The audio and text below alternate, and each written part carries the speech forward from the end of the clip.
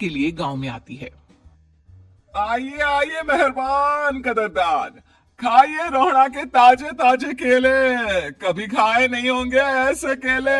पीले पीले केले खाइए। ये कहकर रोहड़ा हाथों में 4 केले लिए उन्हें सर्कल में जोर जोर से हवा में उछालती हुई करतब दिखाती है, जिसे देखकर आसपास के सारे बच्चे अपने अपने मम्मी पापा से उस औरत के पास जाने की जिद करने लग जाते हैं। पापा, ऐसा तो सर्कस में बॉल से होता है ना, ये आंटी तो केले से कर रही है। चलिए ना पापा, देखते हैं। रोहड़ा एक पतली सी तार पर चलती हुई केलों से करतब दिखाती है। आते जाते सभी लोग बाहर रुककर उसके करतब देखते हैं और वाह वाही करते नहीं थकते। जैसे ही एक आदमी पास आकर उसे पैसे देने लग जाता है, तब वो कहती है, अरे नहीं नहीं साहब, मैं करतब तो बच्चों के मन को बहलाने के लिए करती हूँ। धंधा तो मेरा केले का है। पीछे देखो मेरी रिड्डी, जो भी मेरे केले खाएगा मेरी तरह चुस्त दुरुस्त और तंदुरुस्त हो जाएगा। पता चलता है क्या कि मेरी उम्र 55 की है। अरे पर ऐसे ठंड के मौसम में कोई केला क्यों खाएगा? ये ऐसे वैसे केले नहीं है साहब, ये शरीर में गर्मी देते हैं। ठंड को दूर भगाए जो भी रोहिणा के केले खाए।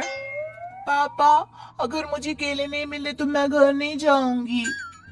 तभी उसके पापा कहते हैं कि बेटा, केले ठंड में कभी गर्मी नहीं देते। ये सब कहने की बातें हैं, सामान बेचने का तरीका है इनका।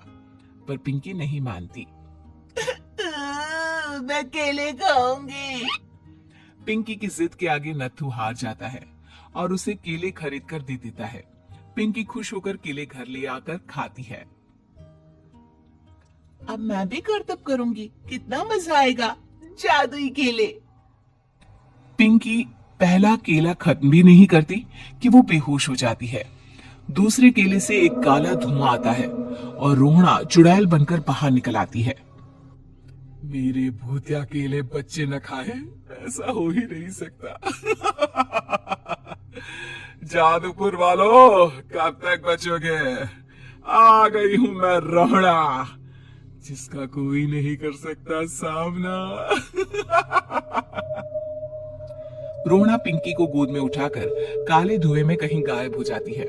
शाम के वक्त नत्थू घर लौटता है और पिंकी को घर में ना पाकर उसकी माँ से कहता है, माँ, माँ पिंकी कहाँ है? अरे बेटा, उसे तो तू सुबह करतब दिखाने ले गया था ना, फिर कहाँ वापस आए तुम दोनों? मुझे लगा तू उसे अपने साथ मंडी ले गया होगा। हे भगवान, मेरी बच्ची कहाँ गई? मैं उसे घर ही तो छोड़कर गया था माँ। नत्थू गांव के घर कोने में अपनी बेटी को ढूंढता है, पर उसे वो कहीं नहीं मिलती। परेशान होकर आके रो रो कर नत्थू हिम्मत हार कर घर लौट आता है। अगली सुबह रोहड़ा फिर से करतब दिखाने आती है और इस बार पिंकी की तरह रोनी केले खरीद लेता है। 50 रुपए दिए थे पापा ने, सारे पैसों की मैंने केले खरीद लिए हैं। अब मैं भी आंटी की तरह ही करतबबाज बन जाऊंगा। यही सोचते हुए रोनी केले खाता है और पहला अकेला केला आधा खत्म भी नहीं करता कि चुड़ैल उसके सामने आ जाती है। मेरे साथ चलने का समय आ गया है रोनी। ये तो बस शुरुआत है। अब इस गांव के सारे बच्चे धीरे धीरे मेरे कब्जे में होंगे, एक बच्चा भी नहीं बचेगा। ये कहकर रोना रोनी को गोद में लेकर काले धुएं में अदृश्य हो जाती है। इसके बाद हर रोज गांव में से कोई ना कोई बच्चा गायब होता, पर ऐसा क्यों हो रहा है किसी को भी समझ में नहीं आ पा रहा था। रोज की तरह अपनी बेटी पिंकी की तलाश में नत्थू गांव के एक तालाब के पास बैठा रो रहा था। कहाँ गई मेरी पिंकी? शकुंतला के जाने के बाद एक वही तो मेरा सहारा थी। अरे उसकी आत्मा कोस रही होगी मुझे कि मैं अपनी बच्ची को संभाल भी नहीं पाया। नत्थू ये कहता हुआ रो ही रहा था कि तभी तालाब में से उसे शकुंतला की आवाज सुनाई देती है। कहाँ कहाँ कहाँ थी तुम शकुंतला? हमारी बच्ची और सारे गायब हुए बच्चे रोहड़ा के कब्जे में हैं। वो बच्चों को जो केले देती है उससे बच्चे बेहोश हो जाते हैं और उसके कब्जे में आ जाते हैं और वो उन्हें ले जाकर काली दुनिया में ले जाती है। पर वो ऐसा क्यों कर रही है? ये मैं नहीं जानती, पर उस दुनिया का रास्ता मैं आपको बता सकती हूँ। जहां ये नदी खत्म होती है वहां एक केले का पेड़ है, उसके नीचे एक दरवाजा है। वहीं से रास्ता जाता है उस दुनिया का। ये कहकर शकुंतला की आत्मा गायब हो जाती है।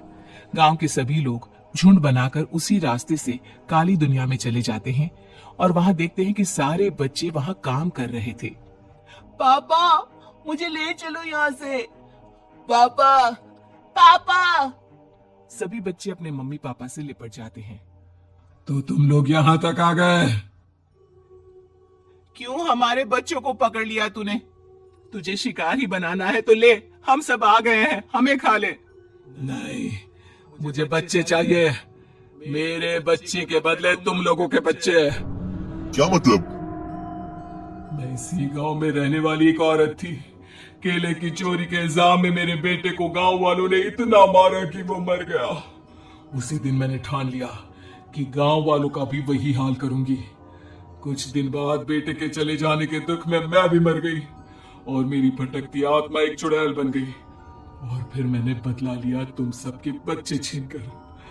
बर्दाश्त नहीं कर पाए ना। सोचो मुझ पर क्या बीती होगी। हमें माफ कर दो रोना। पता नहीं ये किसकी गलती थी, पर हम सभी माफी मांगते हैं। हमारी खुशियां लौटा दो, तुम भी तो एक माँ हो। गांव वालों की बात सुनकर रोना का मन पिघल जाता है और वो बच्चों को छोड़ देती है। उसके बाद काली दुनिया बच्चों के लिए जादुई दुनिया बन जाती है। अब कोई भी कभी भी वहां आ जा सकता था।